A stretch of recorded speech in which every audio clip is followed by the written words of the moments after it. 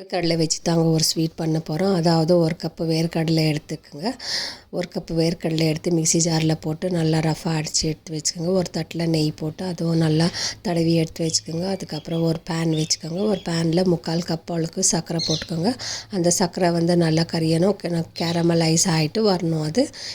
அது வரைக்கும் நீங்கள் இதை கலந்து கொடுக்கணும். அதுக்கப்புறம் ஒரு டேபிள் ஸ்பூன் அளவுக்கு நெய் சேர்த்துக்கோங்க. நெய் சேர்த்துன்னு அதுவும் நல்லா கலந்து விடுங்க. சர்க்கரை கரையிற வரைக்கும் கேரமலைஸ் ஆகிட்டதும் ஸ்டவ் ஆஃப் பண்ணிவிட்டு அதுக்கப்புறம் வேர்க்கடலை அந்த பவுடர் பண்ணி வச்சுக்கிறது எடுத்து அதில் கொட்டிட்டு அதையும் நல்லா கலக்கிடணுங்க. அந்த நல்லா கலக்கிட்டு ஸ்டவ் ஆஃப் பண்ணிவிடுங்க. ஸ்டவ் ஆஃப் பண்ணிவிட்டு கலக்கிட்டு தட்டில் நெய் போட்டு வச்சுருக்கிற தட்டில் எடுத்து ஊற்றிடுங்க.